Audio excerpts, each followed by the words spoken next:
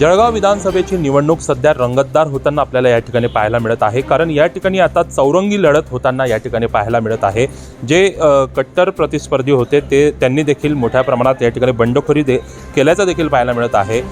भारतीय जनता पार्टीकडून आमदार राजूमामा भोळे यांना उमेदवारी जाहीर झाल्यानंतर महाविकास आघाडीकडून देखील आता जयश्री महाजन या उभ्या टाकल्या गेलेल्या आहेत।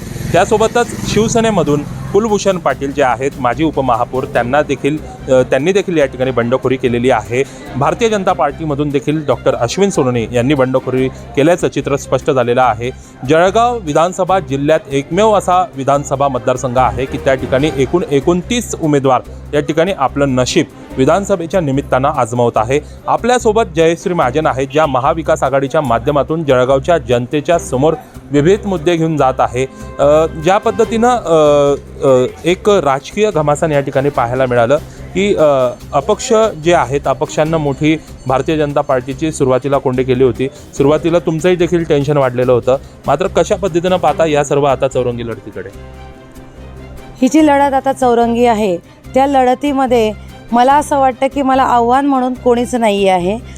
माझ्यासाठी ही जी लढाई आहे ही धनशक्तीच्या विरोधात जनशक्ती अशी आहे, कारण मी जनशक्तीमध्ये सर्वसामान्य जनतेच्या मनामध्ये घर केलेलं आहे। महापौर असताना सर्वसामान्यांची जी मी ही कामं केली, ज्या अडचणी सोडवल्या, त्यामुळे सर्वसामान्य जनता माझ्यासोबत आहे। त्या बळावर ही जयश्री खेचून आणणार आहे याचं मला 100% खात्री आहे।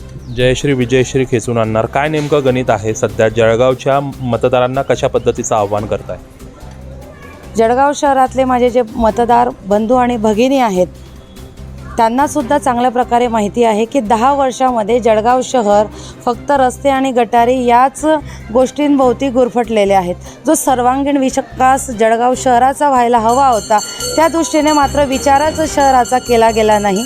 आपल्या बरोबरीचे जे छत्रपती संभाजीनगर होते, नाशिक होतं, हे जळगाव शहराच्या कितीतरी पटीने पुढे निघून गेलेलं आहे। आपण आहोत तिथेच नव्हे तर त्याच्या मागे आलेलो आहोत। त्यामुळे मला असं वाटतं की जळगाव शहरामध्ये रोजगार निर्मिती झाली पाहिजे। माझ्या तरुण बंधू आणि भगिनींना जळगाव शहरामध्येच, ज्या शहरात ते जन्माला आले त्याच शहरामध्ये त्यांना नोकरी मिळाली पाहिजे, म्हणून नवनवीन उद्योग प्रकल्प जळगाव शहरात आले पाहिजे।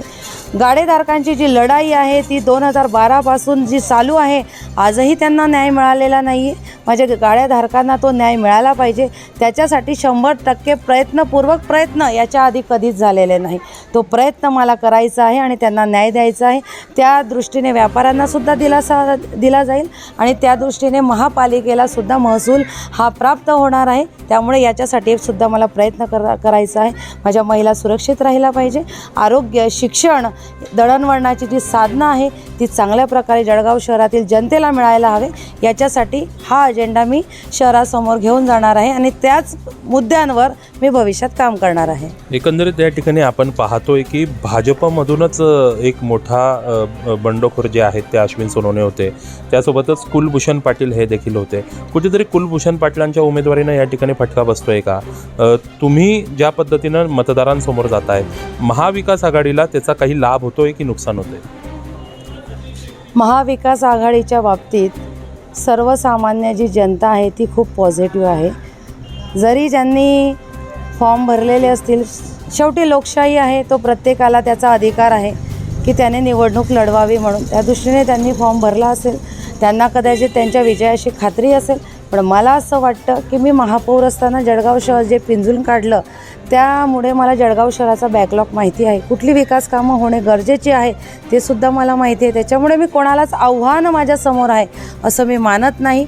मी स्वतःची लढाई स्वतः लढून ही जनशक्ती जी आहे त्याच्यावर विजय, म्हणजे जनशक्ती माझ्यासोबत राहील आणि मला विजय नक्की मिळेल। एकंदरीत विद्यमान आमदार आहेत ते या ठिकाणी उमेदवारी करीत आहेत। त्यांनी विजयाचं गणित मांडलंय की संघटन कौशल्याच्या जोरावर आणि सतत 10 वर्ष जे जनतेच्या संपर्कात राहिलो त्या जोरावर या ठिकाणी पुन्हा एकदा जळगाव शहराच्या अनेक मुद्द्यांवर या ठिकाणी मी विजयश्री खेचून आणेल असं त्यांनी म्हटलंय। तुमचं विजयाचं गणित कशा पद्धतीचं आहे? जसं त्यांना त्यांच्या संघटनेवर विश्वास असेल तसं मलाही महाविकास आघाडीचे जे घटक पक्ष आहेत त्यांची संघटना मजबूत आहेत, त्यांच्यावर माझा 100% विश्वास आहे. जे पदाधिकारी, जे कार्यकर्ते आहेत त्यांच्यावर विश्वास आहे. त्यांचं संघटन मजबूत आहे. त्यांच्या जोरावर मी पण ही लढाई जिंकणार आहे. याच्यासोबतच माझ्यासोबत सर्वसामान्य जनतासुद्धा जोडलेली आहे. त्याच्यामुळे मला खात्री आहे की ही विजयश्री मीच खेचून आणणार. या ठिकाणी अनेक नेते भारतीय जनता पार्टीतून येत आहे. आपले कोणते नेते या ठिकाणी सभा होणार आहे, कोणाकोणाच्या सभा होणार आहे, कशा पद्धतीचं नियोजन असतं? आपण पाहिलं असेल की भारतीय जनता पार्टी फक्त सत्तेचा दुरुपयोग करते. या ठिकाणी 11 ते 18 तारखेपर्यंत जे महत्त्वपूर्ण असे मैदाने आहे, ज्या ठिकाणी पारंपरिक अशा सभा ह्या घेतल्या जातात, ती बुकिंग त्यांनी करून टाकलेले आहेत. जसं एका महिलेला इतके घाबरलेले आहेत की त्यांचे वरिष्ठ नेते 11 ते 18 दररोज येणार आहे आणि दोघी ग्राउंडवर दोघी वेळेला सभा होणार आहे, असं त्यांचं गणित असेल म्हणून त्यांनी ह्या बुकिंग केलेली आहेत. याच्या मागे त्यांचे हेच कुरखोडी आहे की यांना कोणत्याही प्रकारचं मैदान मिळू नये, यांचे नेते या ठिकाणी सभा त्यांची घेतली जाऊ नये, अशा दुष्ट प्रवृत्तीचे हे सगळे भाजपचे लोक आहेत. आणि यांनी जरी आमची कोंडी करण्याचा प्रयत्न केला असेल तरी आम्ही गल्लीबोळामध्ये सर्वसामान्याच्या जनतेच्या समोर गल्लीबोळामध्ये सभा घेऊ शकतो, हे आम्ही त्यांना दाखवून देऊ. आमचे येणारे जे नेते आहेत त्यांच्या तारखा आमच्या घेण्यास सुरू आहे.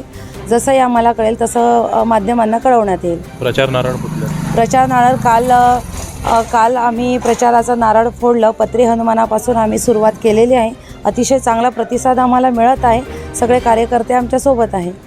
एकंदरीत जळगाव शहराचा सर्वांगीण विकास आणि यासोबतच जो शाश्वत विकास असतो त्या पद्धतीनं बेरोजगारी असेल, MIDCचे अनेक प्रश्न असतील, या ठिकाणी जयश्री महाजन हे असे अनेक मुद्दे या निवडणुकीत नागरिकांसमोर घेऊन जात आहे. आणि विद्यमान आमदारांवर खळबळजनक असे अनेक आरोप या ठिकाणी जयश्री महाजनांनी केलेले आहेत. सभांसाठी जे ग्राउंड लागतात त्या ग्राउंड देखील संपूर्णतः भारतीय जनता पार्टीकडनं बुक करण्यात आलेले आहेत. विरोधकांच्या ज्या सभा आहेत ते या ठिकाणी होऊ द्यायचा नाही असा देखील त्यांचा प्लॅनिंग असल्याचा खळबळजनक आरोप या ठिकाणी जयश्री महाजन यांनी केलेला आहे. राजमुद्रासाठी कमलेश देवरे, जळगाव.